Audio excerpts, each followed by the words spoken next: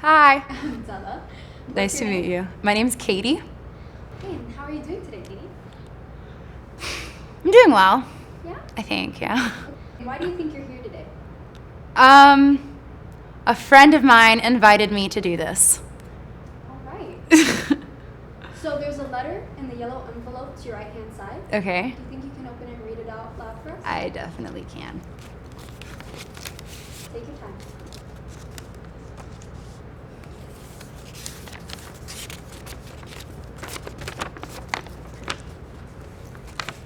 Dear someone, one day I found out that my biological parents sold me when I was a baby in Guatemala. Ever since I could remember, I always lived in the US. I don't know my real name, my birthday, or my parents. I only had memories of the way that my adoptive parents treated me. They removed me from the school when I was 6 years old because the school requested documents that they couldn't provide. They were asked too many questions, so I think they couldn't take it anymore.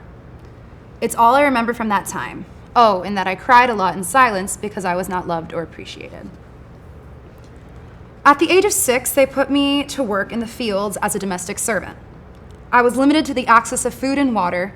They placed me on a small bed in a corner of a laundry room. I was always hungry. I was always tired, and I was always mistreated. My adoptive parents took every opportunity to remind me how bad of a person I was and how they regretted buying me from my parents. They said I was not worth anything. I remember when I was 10, they forced me to work 10 to 12 hours a day, 7 days a week. Every day I was dirty, stinky, and weak. I still remember the smell of the crops, the eternal walks, and the sweat running down my face. They kept verbally abusing me. I always remember being worried and in a state of panic. I am a Latin person who does not speak Spanish because of my trafficking adoptive parents didn't speak Spanish, and therefore I was ridiculed in the fields. I became so angry, furious, lonely, and fed up with the way my life was going that at the age of 14, I ran away. The stress pushed me to start using drugs and involve myself with men who used me for sex. I also continued working in the fields just so that I can get a place to sleep at night. I was trying to survive. Most of the time, people took advantage of me because I didn't have a proper education and I am slow to process regular information. I have lived through 3 domestic violent relationships.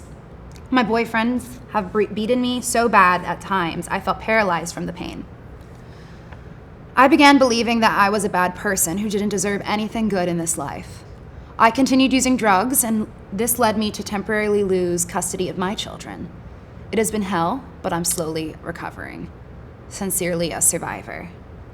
P.S. Would you be my voice?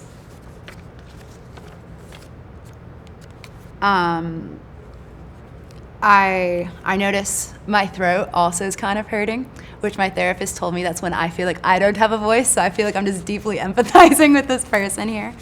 And you said you felt really connected to her. So if she was here in front of you, what would you say to her?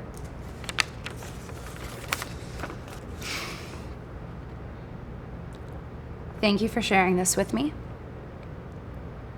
That must have been really hard to share. I'm so sorry that happened to you. It makes sense that you're angry and furious. I feel that way too, and it didn't even happen to me. I'm proud of you for surviving. I'm proud of you for not giving up. It's not your fault. You didn't ask for any of this. Things can get better, and there is hope. But that doesn't change the fact that you've been through hell and you likely are still experiencing it. And yes, I would gladly be your voice. That is what I would say to her. My name is Katie, and I will be your voice. Thank you. Thank you.